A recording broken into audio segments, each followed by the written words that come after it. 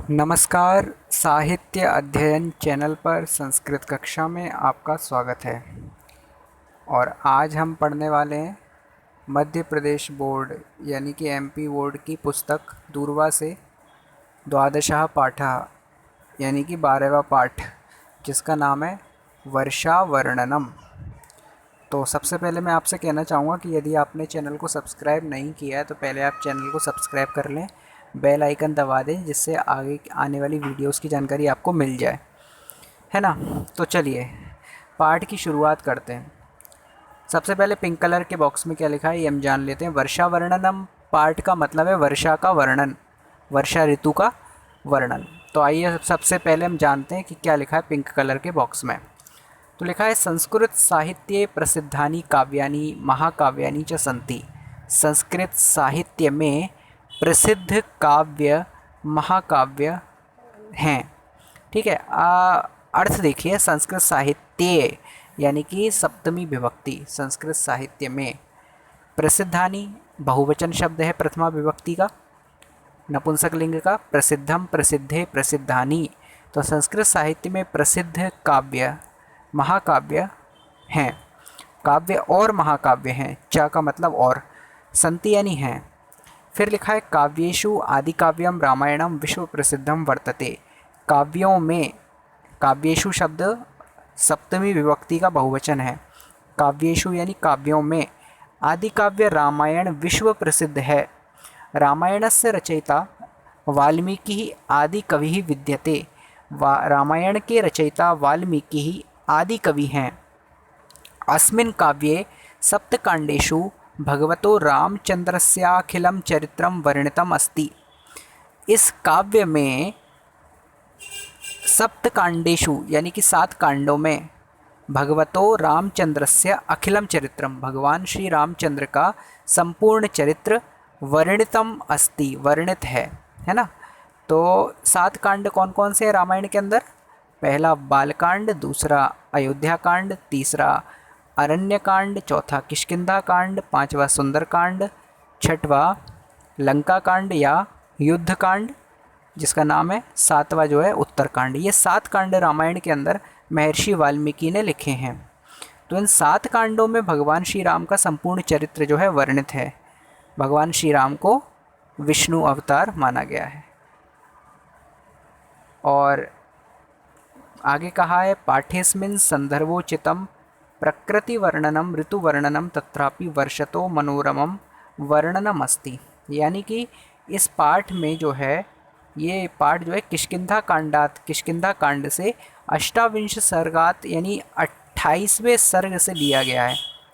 28वें chapter से, किष्किंधा कांड के अंदर बहुत सारे चैप्टर हैं, उसमें से 28वें चैप्टर से ये पाठ लिया गया है। पाठेस्मिन इस पाठ में संदर्भोचितम संदर्भ रूप में आए, प्रकृति वर्णनम ऋतु वर्णनम प्रकृति के वर्णन ऋतु के वर्णन, तत्रापि और वर्षतोम यानी वर्षा के मनोरम वर्णन है। अब यहाँ पे एक चीज़ बता दें कि संदर्भ रूप में वर्षा का वर्णन रामायण के किष्किंधा कांड में आया है। जिस वक्त भगवान श्री रामचंद्र सीता जी की खोज कर रहे थे, रावण ने उनका हरण कर लिया था, तो भगवान श्री राम सुग्रीव से मित्रता हो गई थी, उनकी बाली का वध हो गया था, और बाली का वध होने के बाद चातुर्मास का प्रारंभ हो गया था। तो चातुर्मास में आना जाना बंद हो जाता है, इसीलिए सुग्रीव की मदद भगवान श्री राम ने की थी, सहायता।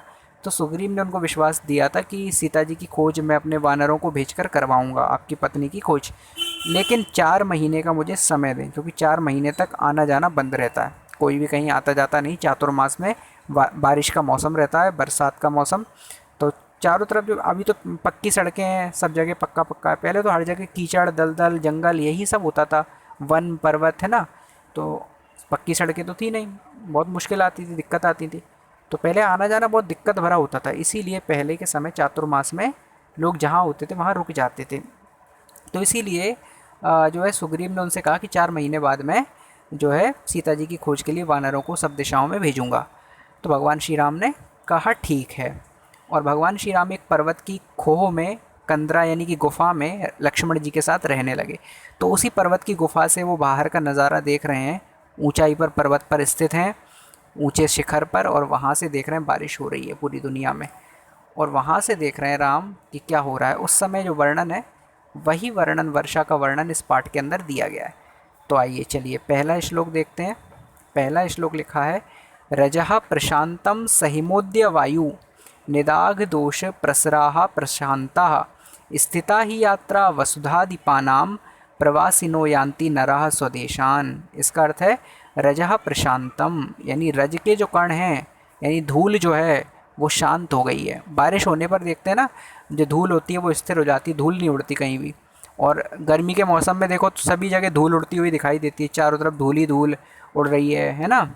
सभी के धूल लग रही है, उड़ उड़ के चेहरे ख़राब हो रहे हैं, चेहरा भी बांधना पड़ता है गर्मी के मौसम में, लोगों को फेस कवर करना पड़ता है। लेकिन बारिश के मौसम में क्या है, बारिश होने से जो है रज जो है वो शांत हो जाती है, जो मिट्टी है, जो धूल के कण हैं वो शांत हो जाती है। इसलिए लिखा है रजः प्रशांतम सहिमोद्य वायु। सहिम, यहाँ पे दो शब्द मिले, सहिमः अद्य, अद्य यानी कि आज, सहिमा यानी कि बर्फ शीतलता से युक्त, ठंडक से युक्त, वायु यानी हवा। तो आज हवा जो है कैसी हो गई, तो क्या कहा है कि रजा प्रशांतम सहिमोद्य वायु निदाग दोष प्रसरा प्रशांता, यानी कि रजकण शांत हो गए हैं, वायु जो है शीतलता से युक्त यानी कि ठंडी हो गई, सहिमोद्य वायु। निदाग दोष प्रसरा प्रशांता, निदाग दोष यानी गर्मी के जो दोष हैं, गर्मी से जो दोष उत्पन्न हो जाते हैं, जैसे कि बहुत उमस पड़ने लगती है ना, तो ये सब दोष जो हैं गर्मी से उत्पन्न होने वाले वो सब शांत हो गए हैं। निदाग दोष प्रसरा प्रशांता स्थिता ही यात्रा वसुधाधिपाना, यानी जो वसुधाधिपानाम यानी राजाओं की जो यात्राएं, राजाओं को यहाँ बोला गया है वसुधाधिप, वसुधा यानी धरती, और अधिपति, अधिपति का अधिप, अधिपति है ना, वसुधाधिप, तो वसुधाधिपति, वसुधाधिप, तो वसुधाधिपानाम यहाँ पे बहुवचन हो गया है ना, षष्ठी विभक्ति, वसुधाधिपानाम यानी राजाओं की, वसुधाधिपानाम यानी राजाओं की षष्ठी विभक्ति बहुवचन। तो स्थिता ही यात्रा वसुधाधिपानाम यानी राजाओं की यात्रा स्थित हो गई है, यानी राजाओं ने यात्रा रोक दी है। जहाँ पहले राजा यात्रा करते हैं हर समय, हर महीने, वो इन 4 महीनों में, बारिश के महीनों में रोक देते हैं, चातुर्मास यानी 4 महीनों के समय में रोक देते हैं। तो स्थिता ही यात्रा वसुधाधिपाना, राजाओं की यात्रा रुक गई है।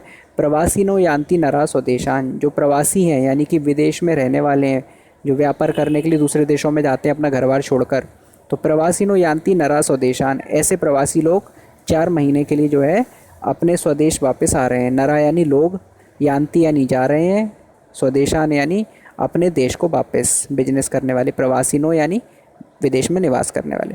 तो इसका अर्थ एक बार और देखें तो रजा प्रशांतम सहिमोद्य वायु, मिट्टी के कण जो हैं वो शांत हो गए हैं और वायु जो है शीतल हो गई है। निदाग दोष प्रसरा प्रशांता, गर्मी से उत्पन्न हुए दोष शांत हो गए हैं।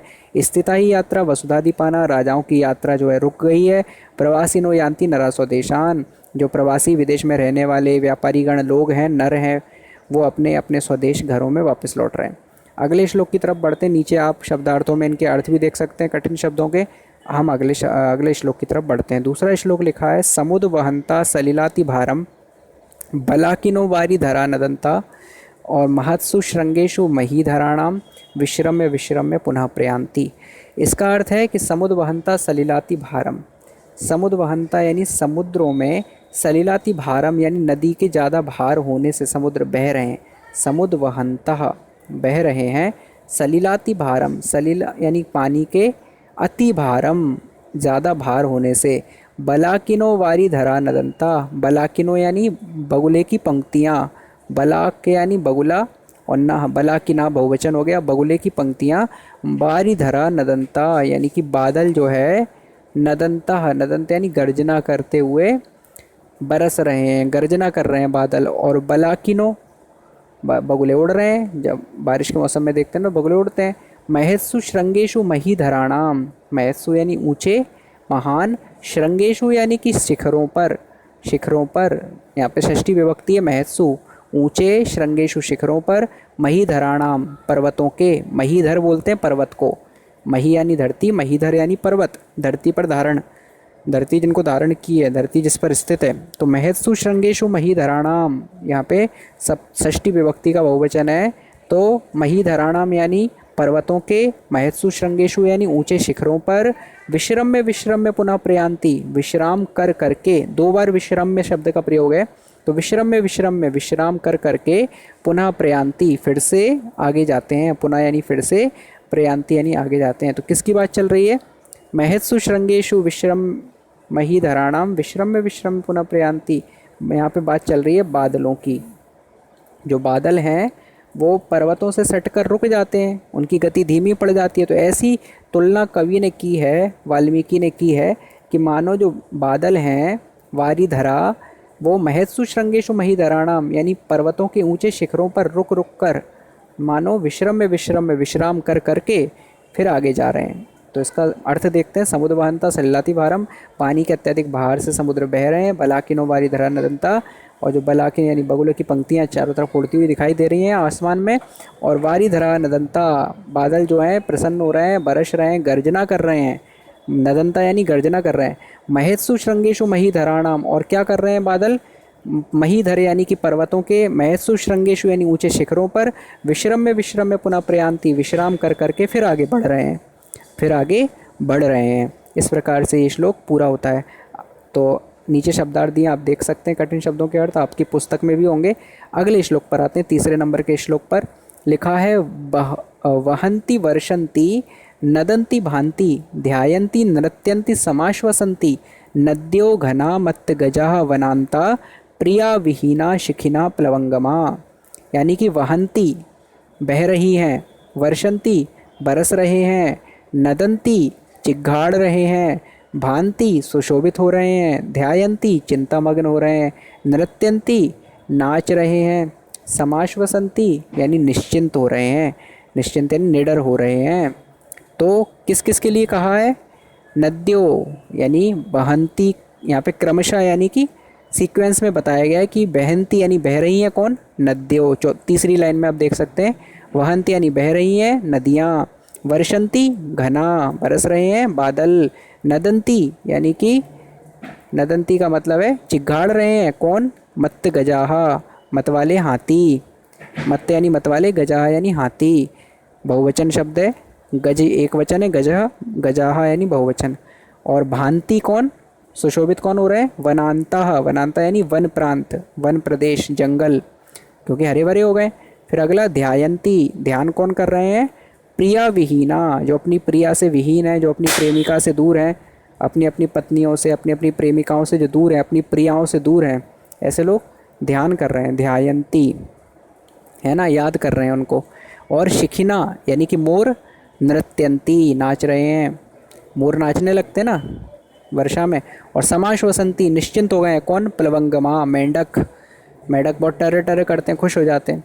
तो ऐसे सबके बारे में दिया है यहाँ पे कि सबकी क्या स्थिति है बारिश के मौसम में, जीव जंतुओं की, प्रत्येक मनुष्य की क्या स्थिति है। वहंती नद्यों, नदियाँ बह रही हैं, वर्षंती घना बादल बरस रहे हैं, नदंती मत्त गजाहा यानी चिघाड़ रहे हैं मतवाले हाथी, और भांति वन प्रांता वनांता यानी सुशोभित हो रहे हैं वन प्रांत। ध्यायंती प्रिया विहीना, जो अपनी प्रियाओं से विहीन है, प्रियाओं से दूर हैं, वो ध्यान कर रहे हैं बारिश के मौसम में, उनको याद आ रही है।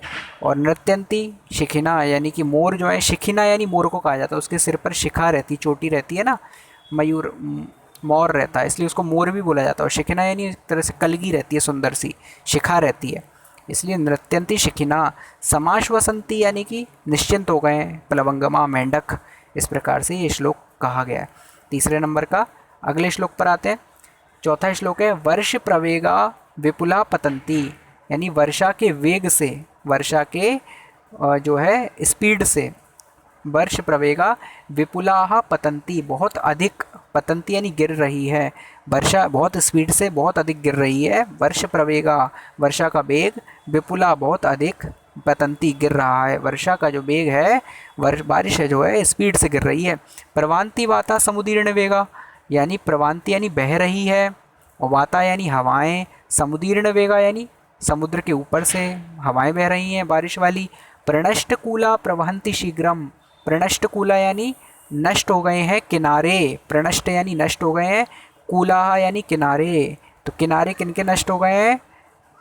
नदियों के। प्रवहंती शीघ्रम, प्रणष्टकूला प्रवहन्ति शीघ्रम नद्यो जलम विप्रतिपन्न मार्गा, यानी जिन नदियों के किनारे जो हैं वो बारिश के बेग से जो है नष्ट हो गए, टूट गए किनारे, तो वो क्या कर रही हैं, नद्यो जलम विप्रतिपन्न मार्गा प्रवहन्ति शीघ्रम यानी शीघ्रता से बह रही हैं, प्रवहन्ति यानी बह रही हैं, शीघ्रम यानी शीघ्रता से, नद्यो यानी नदियों का, जलम यानी जल, विप्रतिपन्न मार्गा मार्ग को रोक दिया है उन नदियों ने, उनके जल ने मार्ग अवरुद्ध कर दिया है, विप्रतिपन्न यानी मार्ग को अवरुद्ध कर दिया है, मार्गा अवरुद्ध कर दिया है मार्ग को, रास्ते को।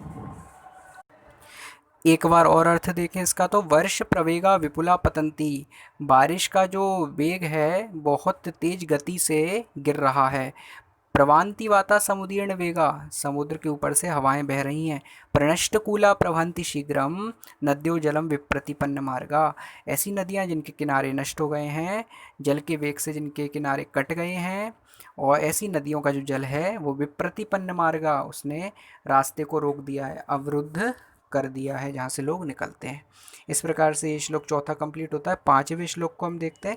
पांचवें श्लोक में क्या कहा है, आपकी स्क्रीन पर बड़े बड़े अक्षरों में है, षट्पाद तंत्री मधुराभिधानम प्लवंगमोदीरित कंठतालम आविष्कृतम मेघ मृदंग नादैर वनेषु संगीतमिव प्रवृत्तम, यानी कि षट्पाद, षट्पाद यानी भौरे, तंत्री मधुराभिधानम, षटपाद तंत्री यानी 6 पैरों वाले जो भौरे हैं, षट यानी 6, पाद यानी पैर, तो भौरों को बोला जाता है षटपाद। तो षटपाद तंत्री मधुराभिधानम, 6 पैर वाले भौरे अपनी तंत्री से, अपने यंत्रों से, म्यूजिकल इंस्ट्रूमेंट्स से मानो मधुराभिधानम, मधुर अभिधान कर रहे हैं, गुंजार कर रहे हैं, गूंज रहे हैं।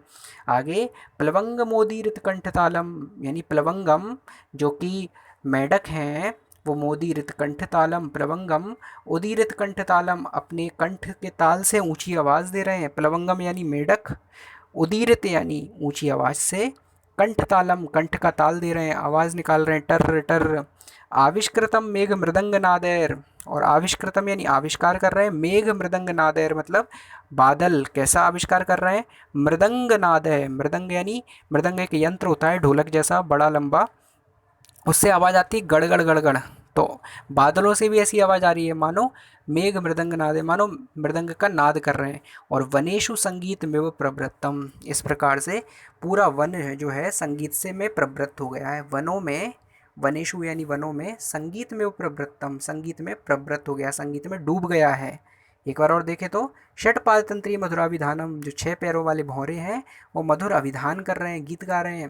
प्लवंग मोदीरित कंठ तालम, और जो मेंढक हैं वो भी ऊंचे स्वर से कंठ का ताल दे रहे हैं। आविष्कृतम मेघ मृदंग नादेर, और जो बादल हैं वो मेघ की नाद, मेघ जो है बादल जो हैं वो मृदंग की तरह नाद कर रहे हैं, गड़गड़ गड़गड़ की आवाज़ कर रहे हैं, बज रहे हैं।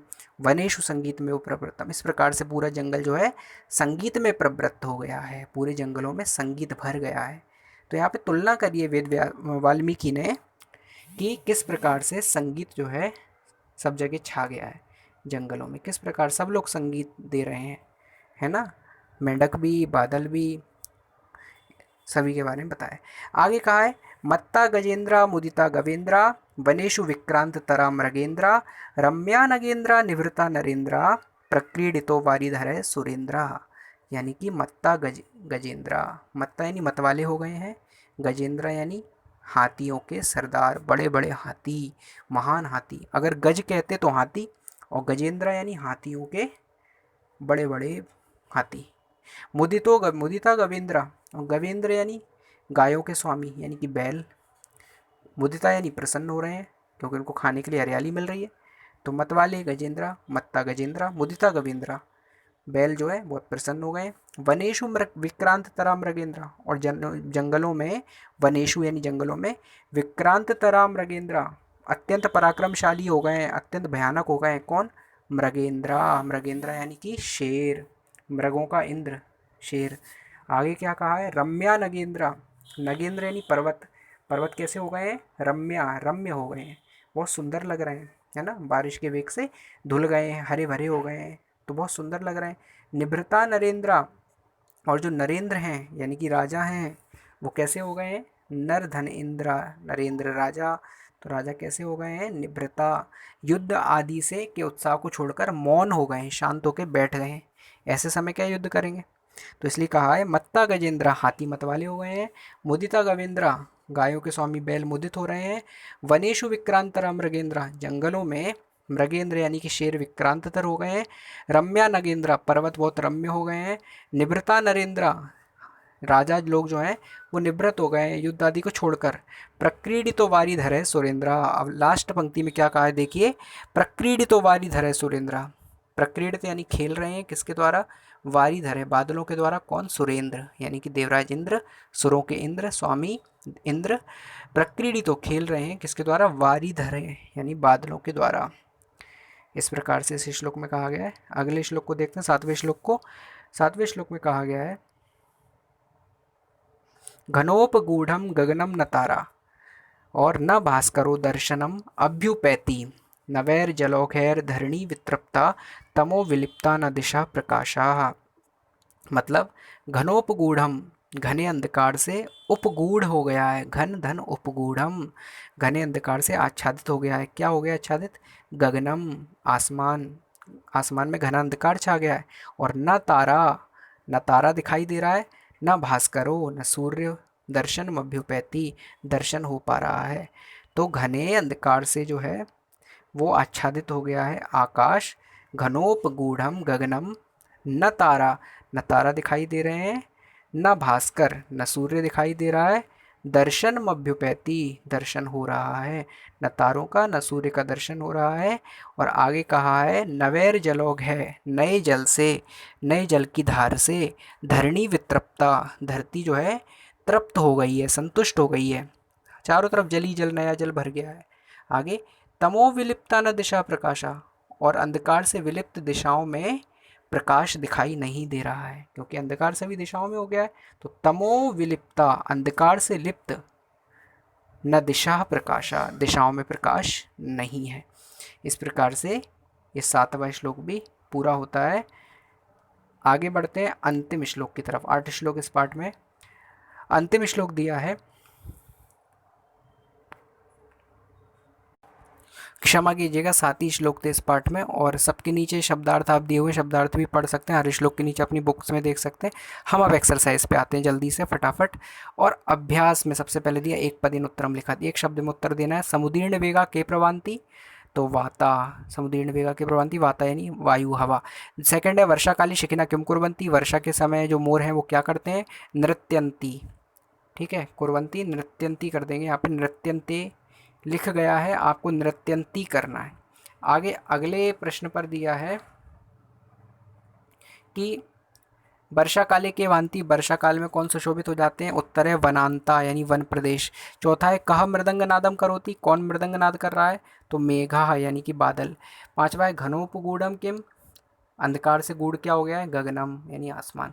इसके बाद एक वाक्य में उत्तरम लिखा, एक वाक्य में उत्तर देना है। वारीधरा कुत्र विश्राम में पुनः प्रयांति, जो बादल हैं वो कहाँ पे विश्राम करके फिर से आगे जाते हैं? तो वारीधरा महत्सु श्रृंगेशु विश्राम में पुनः प्रयांति, जो बादल हैं वो ऊंचे शिखरों पर विश्राम करके फिर आगे जाते हैं। सेकंड है, दूसरा है वर्षा काले मृगेंद्र कीदृशा भवंती, वर्षा के समय जो मृगेंद्र यानी कि शेर हैं वो कैसे हो गए हैं? वर्षा काले मृगेंद्रा विक्रांत तरा भवंती, विक्रांत तरा और भी ज़्यादा भयानक हो गए। तीसरा है वर्षा काले धरणी कै वितृप्ता, वर्षा काल में धरती किससे वितृप्त हो गई है? तो वर्षा काले धरणी नवैर जलौघे वितृप्ता, वर्षा काल में धरती नए जल से वितृप्त हो गई है।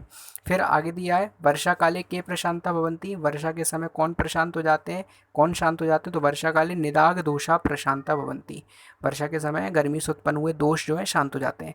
पांचवा प्रश्न है सुरेंद्र कह प्रक्रीडिता, सुरेंद्र किसके द्वारा प्रक्रीडित हैं? खेल रहे हैं, क्रीड़ा कर रहे हैं। तो उत्तर है सुरेंद्र वारीधर है प्रक्रीडिता, सुरेंद्र जो है देवराज इंद्र जो है वारीधर यानी बादलों के द्वारा क्रीड़ा कर रहे हैं। चौथा क्वेश्चन है प्रदत्त शब्द रिक्त स्थानानि पूर्यते, दिए गए शब्दों से खाली स्थानों की पूर्ति कीजिए। तो पहला है प्रवासिनो यान्ति नरा स्वदेशान, प्रवासी नर अपने देश वापस आ जाते हैं। वनेशु विक्रांतरा मृगेंद्र, जंगलों में मृगेंद्र विक्रांतर हो गए हैं। नवैर जलोगे धरणी वितृप्ता, नए जल की धार से धरती वितृप्त हो गई है। चौथा है प्रक्रीडितो वारीधर सुरेंद्र, जो सुरेंद्र देवराज इंद्र हैं वो वारीधरों के द्वारा प्रक्रीडित हैं। फिर वनेशु संगीत में प्रवृत्तम, पूरे जंगल में संगीत प्रवृत्त हो गया। इस प्रकार से अगला है यथा योग्यम योजियत, सही जोड़ियां मिलाइए। तो नद्यः वहन्ति, नदियाँ बहती हैं। घनाः बादल वर्षन्ति। मत्तगजाः नदन्ति। वनान्ताः वन प्रदेश भांति सुशोभित हो रहा है। शिखिनः मोर नृत्यन्ति। तो 2 1 5 3 4 इस प्रकार से मैच कर लीजिए। अगला प्रश्न क्रमांक 6 है शुद्ध वाक्य नाम समक्षम आम, अशुद्ध वाक्य नाम समक्षम न इति लिखत। सही वाक्यों के सामने आम लिखिए, गलत वाक्यों के सामने न लिखिए। प्रवासी नरः स्वदेशान यान्ति, प्रवासी नर अपने देश आ जाते हैं। आम हाँ। विपुला वर्ष प्रवेगा पतंती, बारिश का जो वेग है वो विपुला बहुत तेज गति से गिर रहा है। पतंती यानी गिर रहा है, उत्तर है आम। प्लवंगमा यानी मेंढक मृदंग नादम कुर्वन्ति, मृदंग का नाद कर रहे हैं, नहीं, मेंढक तो कंठ से ताल निकाल रहे थे, मृदंग का नाद गड़गड़ की आवाज़ तो बादल कर रहे थे। यहाँ पे क्या बोला है, प्लवंगमा यानी कि मेंढक कर रहे हैं। तो प्लवंगा मृदंग नादम कुर्वन्ति, मेंढक मृदंग का नाद कर रहे हैं ना, नहीं कर रहे हैं। चौथा है नरेंद्र निभृता, जो राजा है वो निवृत्त यानी मौन हो गए युद्ध आदि छोड़कर। तो निभृता नरेंद्र इसमें आएगा आम हाँ। फिर धरणी अतृप्ता, धरती जो है वो अतृप्त है, तृप्त नहीं हुई है, इसका है ना, यानी तृप्त हो गई है, इसमें आम नहीं आएगा, ना आएगा। इस प्रकार से ये संपूर्ण होते हैं पांचों। यहाँ पर ये पाठ पूरा होता है। नीचे व्याकरण के प्रश्न जो हमें नहीं करने हैं, व्याकरण खंड हम अलग से करेंगे जिसमें अलग प्रश्न रहेंगे। ये पाठ यहाँ पर पूरा होता है। धन्यवाद। नमस्कार।